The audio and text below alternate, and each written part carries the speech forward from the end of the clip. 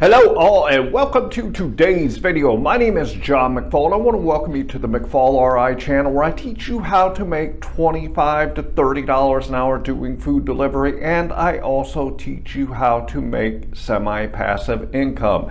In today's video, I kind of want to break down to you the different types of business structures that you have to choose from when you're starting your semi-passive income business, and kind of go over what one you should choose and why you should choose the one that you do.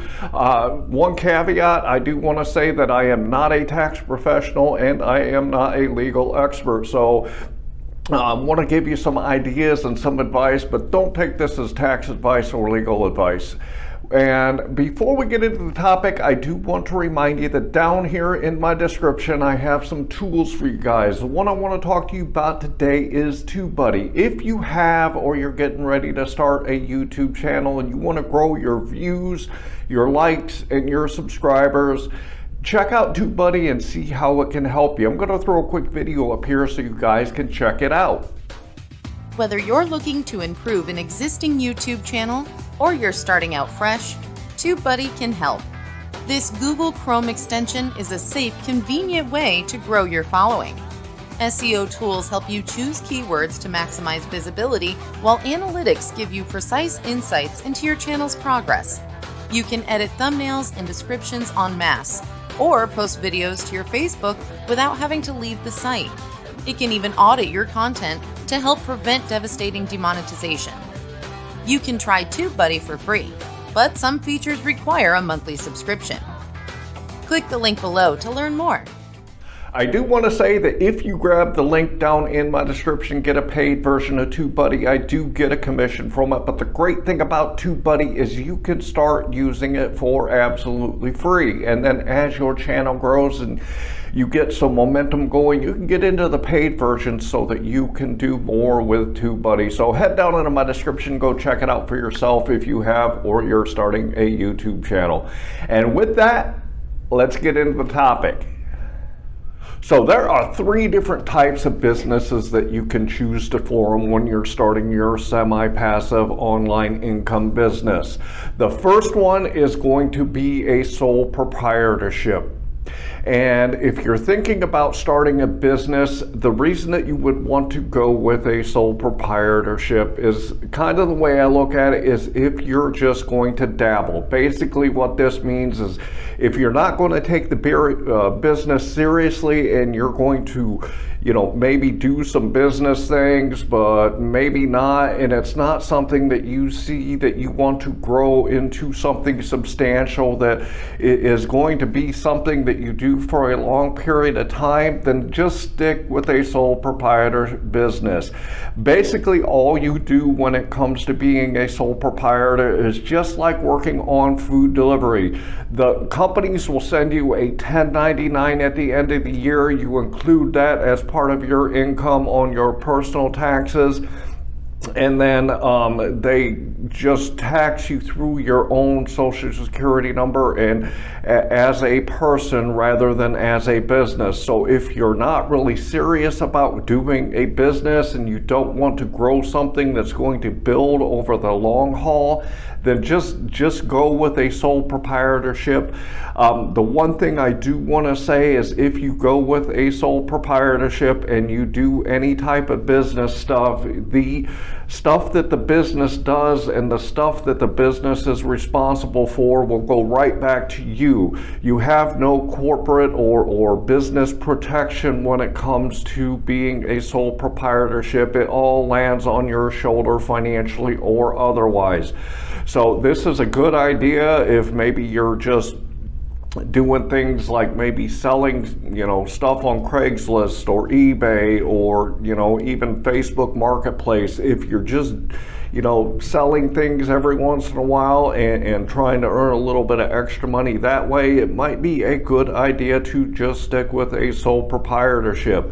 If you're dabbling on social media or you're dabbling, let's say, on YouTube, but it's not something that you're taking seriously, go with a sole proprietorship. If you do food delivery and that is your only income, just go with a sole proprietorship. So that is what a sole proprietorship is.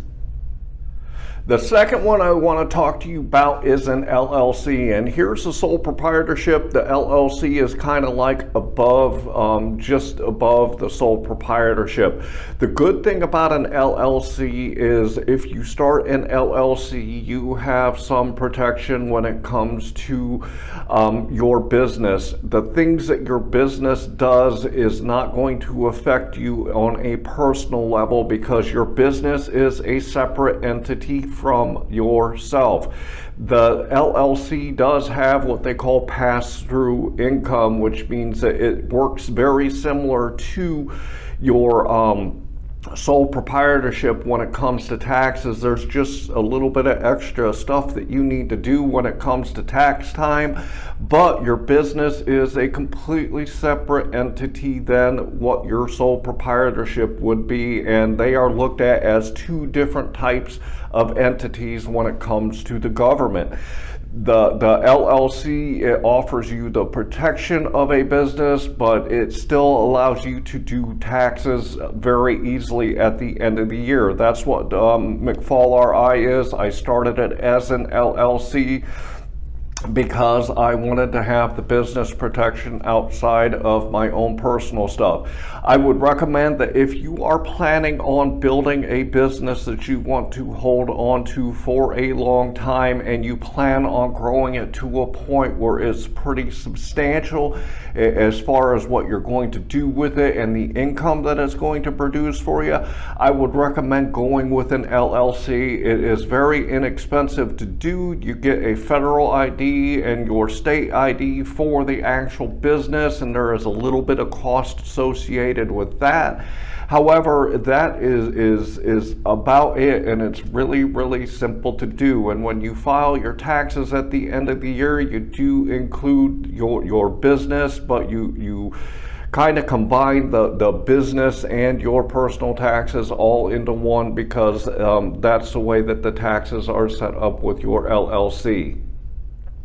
The last one that I want to talk to you about today is a corporation, and what a corporation does is this, is you have you and all of your personal stuff here, and when you start a corporation, everything is separate from you. It is its own entity completely. The business does not reflect on you personally when it comes to taxes. It doesn't come to you personally as in a sole proprietorship, and that the business does not or takes on its own responsibility, and it is not reflected at all on you. A corporation is a good idea if you plan on building a very large business, and it is a good idea if you plan on growing it to a point to someday that you want to sell it and get rid of it, and you just kind of want to build something and make it very large and then get the cash out of it to maybe do something else. A corporation is something that you should do if it is going to be something very long term for you, because it's going to take a while to grow that business into something big, and it's also something that you can use if you want to start something, and let's say you want to start acquiring other businesses. A corporation might be the way for you to go, so that you can build something that is going to generate you a lot of money, and in the end it's going to allow you to sell the business or acquire other businesses so you can continue to grow your income. So a corporation is a good idea if you want something totally separate from you and you're going to use it long term.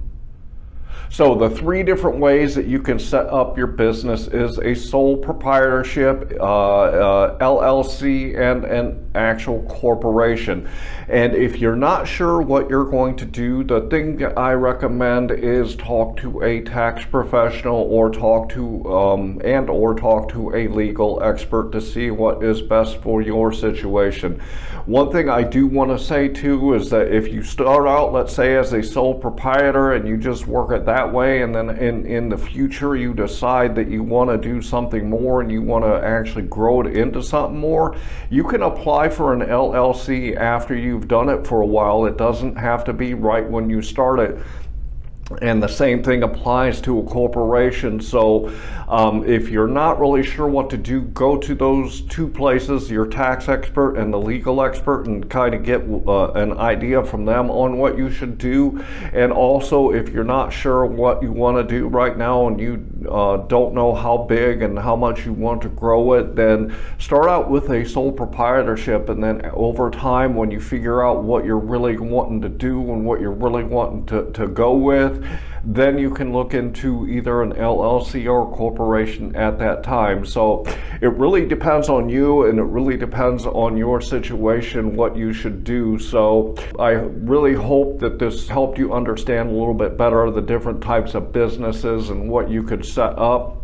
And want to remind you, head down here into my description, go grab TubeBuddy if it's something that you could find useful. Also have some other great tools down there, like I'm going to talk about Bluehost. If you have a website that you want to start and you want a great beginner's place to do it that doesn't cost very much, check out Bluehost, because you can start a website for $3 to $5 a month and get your website off the ground.